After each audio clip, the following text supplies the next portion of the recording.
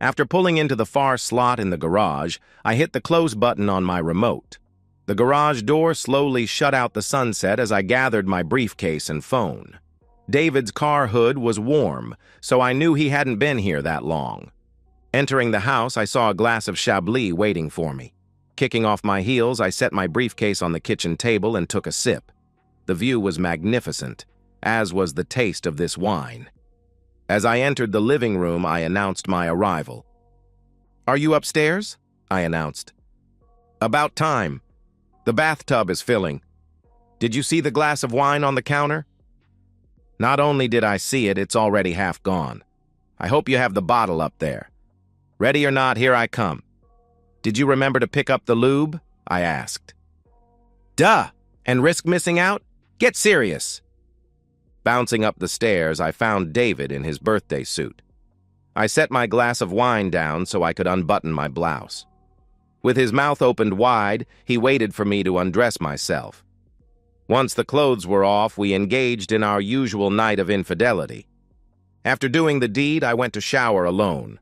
After drying off, I put a robe on and found David in the kitchen. The sushi, recently delivered, was very filling. David does have exquisite taste in wine and food. He is such a confident man. He takes what he wants, and he wants me. There's something about the aura of power. David was spent, so we spent the rest of the evening catching up on work. Classical music had a calming effect on me. We spooned after retiring for the night. The alarm went off as scheduled. He showered in the guest bedroom while I did the same in the master bedroom. We left simultaneously with the intent of heading into work. David and I walked through the kitchen to get into the garage. He hit the button to open the double-wide garage door. Mine was the further car. As I was placing my briefcase in the passenger seat, I heard David scream, "What the hell is this?" I looked in my side rearview mirror and saw what looked like boxes and furniture. They were blocking both cars from getting out. "Damn it! We need to get into the office before 9. There's no way we can miss that meeting," David roared. I responded, "Whose stuff is this? Why is it here?" David snapped at me. "How in the hell am I supposed to know that?" I recoiled at the venom in his voice. "Damn! These boxes are all glued or taped together. This table has to weigh over 100 pounds. Then the aha moment hit me. That was my kitchen table, the one my grandmother had given us when Anton and I got married. My stomach clenched as I checked off all of the furniture belonging to me. The sofa and love seat from our front room, the dining room table and chairs. My guess was that the box springs and mattress must be from our master bedroom. The dresser mirror was smashed. Anton knew how much I loved that mirror. I couldn't hold it in. After sprinting to the side of the driveway, I puked. "What's your problem? I've called for a ride share to take us into the office. The app says it will be here in 10 minutes. If traffic goes smoothly, we'll still have about 30 minutes to get things set up before the meeting." "David, this is my stuff. Anton knows about us." "Oh God, I don't want a divorce," I wailed. "That's just great. We need to get this thing out of here before my wife gets home tonight," David answered. It was my turn to snipe. "Well, big shot. What kind of plan do you have? We need to be in that meeting. And if history repeats, we won't be done until about 3. That means someone else needs to move this." "Well?" David was on the phone again. He was stomping around near the road when he screamed, "Hell!" I knew better than to speak. He was beaten red as he marched towards me. "The main road is blocked. Some idiot crashed on the bridge. Red lines in both directions on maps. The ride share just canceled as it's almost 40 miles to get here using the alternate route." My phone dinged as an email arrived. It was from Anton, my husband of 10 years. The email wasn't addressed just to me, as I was one of about 50 CC'd parties. It was also sent to the president of the company we were meeting with this morning to discuss merger details. "Leah and David regret to inform you that they were so busy disrespecting their wedding vows that they failed to make appropriate contingency plans. Please see any of the videos attached to get a sample of what I'm talking about. Some of you will get to work with my attorney as we sort out who owes what. Regards, Anton Marino." For the second time in 5 minutes, I cleared my gut, this time down to the dry heaves. "What in the hell is your problem, woman?" David asked. "Check your email, jerk," I recoiled. After 15 seconds, he replied, "I'll kill that mother flipper." I stayed on my knees as I wasn't certain that I could balance on my wobbly legs. Anton was good. He was not just out of town, he was in London. At least that's what I thought. If he was, he'd arranged for someone to empty our house of my belongings and block David's garage door with them. The attached videos in the email were certain to get David and me fired. Two things I loved more than anything, my husband and my job, gone for a meaningless short-term affair. When my cell phone rang, it was my personal secretary. In my best cheery voice, I answered, "Good morning, Anne." "Not really, Leah. HR had security empty your office. When you arrive, your badge won't work. Security will come to get you. I hope it was worth it, Leah. Goodbye," she answered. My tear ducts were already sore, but something told me I was far from done crying. David yelled at me, "Uber has a car in the area. We can still get to the office by 10. I looked up with my mascara-stained face. "It doesn't matter, David. I've already been fired." "What are you talking about? How do you know that?" David asked. "Anne called me. Security emptied my office." "Have you even talked to anyone?" I asked. "No. I sent Brett a text saying our road was blocked. He had the meeting pushed back an hour. Hell, I guess I better check in," David answered. Body language told it all. From standing proud and confident to slumped shoulders and shuffling his feet while he trudged towards me. "Get your stuff off of my property," he roared. I was shocked at the tone of David's voice. His wild eyes had me thinking that he might get violent. I tried calling my brother to see if he could help. It went to messages. When I tried our best friends in the neighborhood, they hung up on me. It took about a dozen calls before my pastor said he would see what he could do. Reflecting on my poor choices, the next 15 minutes crawled by. David came out of the house. He smelled like booze. "I told you to get your stuff off of my property!" he roared once again. Raising my voice to the third level, I answered, "I'm working on it! Back off!" The pastor called back and said a couple of guys would be here in about 90 minutes. When David reappeared an hour later, he was drunk. Worse than that, he was waving a pistol around. "When are you going to get this crap out of here?" he slurred. "Somebody is supposed to be here soon," I replied. David pushed the gun above his head and fired twice at the angels. "I want it gone now!" he roared. There was nowhere for me to hide. If he's going to kill me, I have no defense. Thankfully, David turned his heels and went back inside. 10 minutes later, 2 sheriff's cars pulled up. An officer from each car scrambled to grab their assault rifles, and then they squatted down around the boxes. After using bullhorns to warn David of the consequences, a very drunk moron emerged with empty hands above his head. Even though the helpers from the church arrived as promised, the scene was now cordoned off with yellow tape. I begged the guys to stay, but they left. The good news was that David was also gone. The deputies had arrested him for discharging his firearm. The hits just kept coming. As I needed to charge my phone, I sat in my car hooked to the USB port. I had plenty of battery, but noticed that there were no bars. The phone had worked fine earlier. When I tried to do anything, I received the no service little red box. "Damn it, Anton. How can we work this out if you keep doing things like this?" The neighbors, who had watched David being hauled off, had long ago dissipated. When I knocked on the first door, they simply told me, "Go away or we will call the police." I probably walked a mile before someone would let me make a call. The pastor said he would come to get me. When I made it back to David's place, 3 boys were going through my boxes. They got a big kick out of holding up my undergarments. "Hey, get away from there!" was about all I could do. They didn't appear to be very scared of me. "Model these for us, lady," they replied.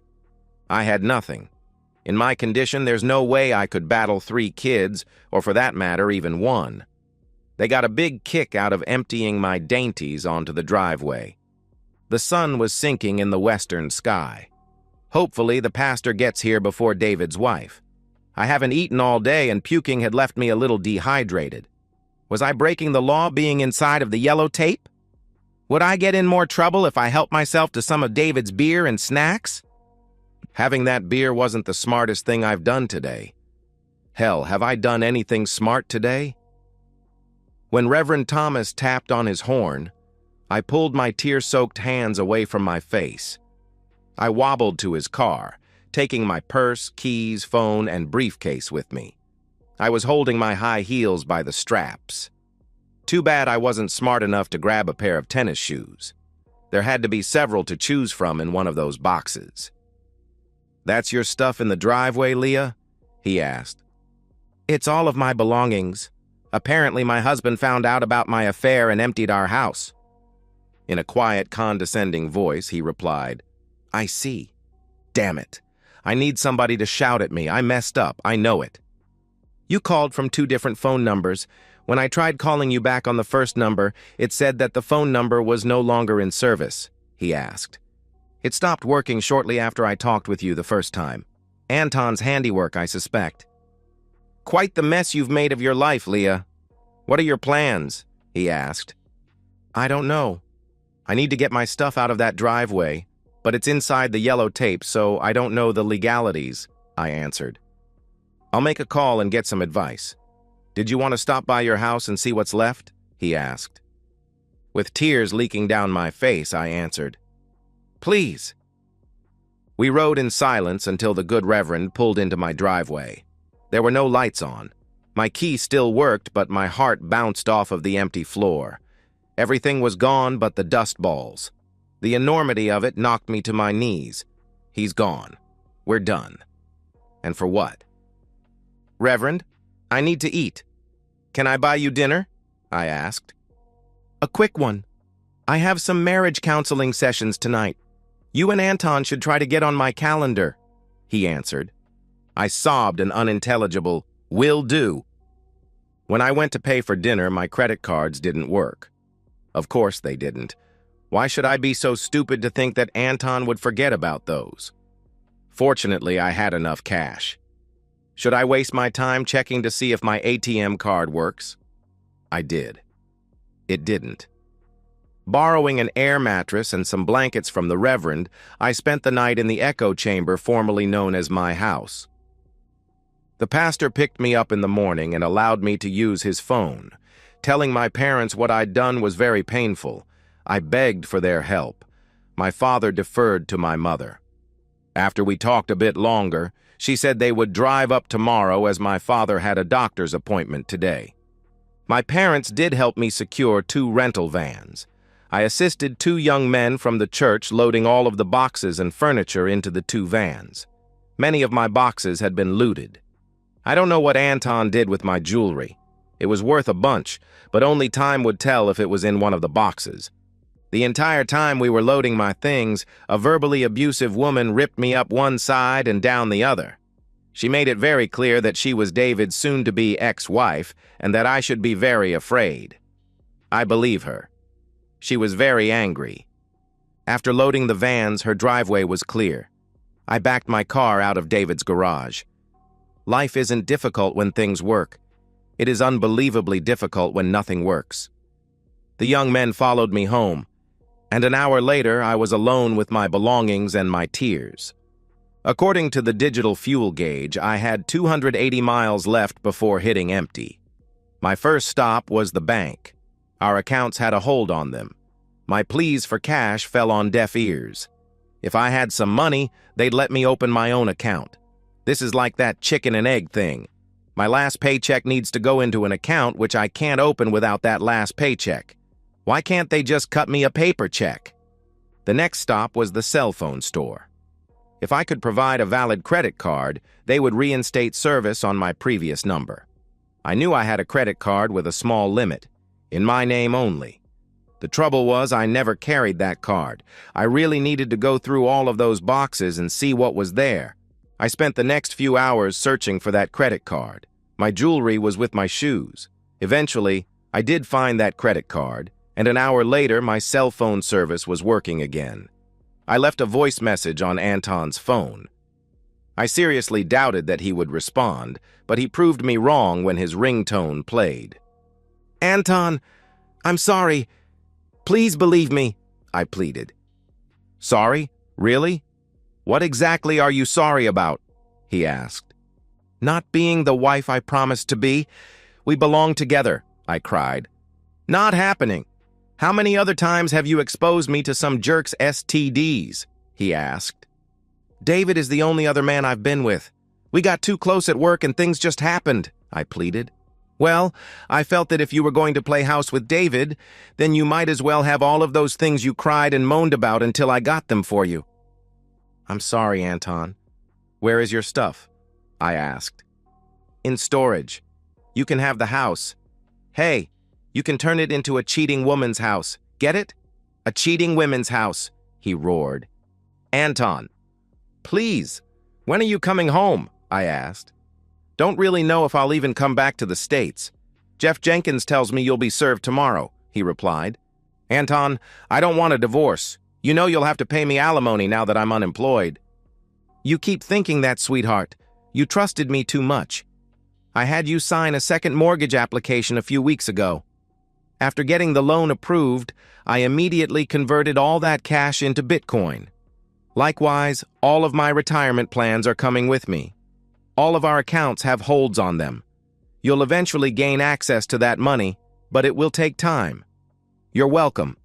I've quit my job and am starting a new life. This is the last phone call I'll make with this phone. Tag, you're it. It will take time, but you'll eventually find me cheating woman." "No, we can work this out, Anton," I pleaded. No response, so I tried again. "Anton!" Damn it. He disconnected. I called him back, but a strange voice answered. "Who's calling?" "Is Anton there?" I asked. "Who's Anton? Is that the guy who just gave me this phone? Are you the cheating woman he said would be calling? When do you want to get together, honey? He said you're not very good, but at least you're cheap." This time it was me hanging up. A minute later, Anton's phone called again. "Anton?" I asked. "No cheating, woman. Don't hang up on me. Do you still live at 1440 Jackson? Me and the boys are feeling frisky." I hung up as my heart started racing. Did this mean Anton wasn't really in London? He not only gave his phone to some sicko, but our address too? I called the police, who were less than concerned. Call them when someone is breaking in or at my door. I gave them Anton's cell phone number, but the officer claimed that it went to voicemail. Feeding myself from the Dollar Tree wasn't a very balanced diet, but it was cheap. While I choked down the food, a sedan pulled up. I raced upstairs and watched from the bedroom window. The car sat there for 5 minutes before leaving. I was terrified. One of the problems with having my cell phone number reinstated was that jerks like David could call me. It was around midnight and the jerk was drunk. It was somehow my fault that his wife was divorcing him. Fearing that gun he had brandished previously, I let him rant until he got bored and hung up. After days of resorting to crying, I was now stoic. Nothing seemed to matter enough to shed a tear. I was just beginning to pay the price. Dad helped me move my stuff to a storage unit. I was back living at home, only this time in the basement, as my former bedroom had been converted into a sewing room for my mom. It's been 2 years since that fateful day. Wherever Anton is, I wish him well. I screwed the pooch, but nothing like the number he did on me. Our house went into foreclosure, but at least I only owed a little after it settled. If I win the lottery, I may track him down, just so I can vent at him. I've vented at him about 1,000 times, to our wedding picture, that is. It helps me deal with the reality I dealt with myself. And that's the end of today's story. If you enjoyed it, please give this video a thumbs up and drop a comment below. Your support helps the algorithm push my content further. If you're new to the channel, don't forget to hit that subscribe button. It really helps me keep creating more stories for you. Thanks for watching, and I'll see you in the next one.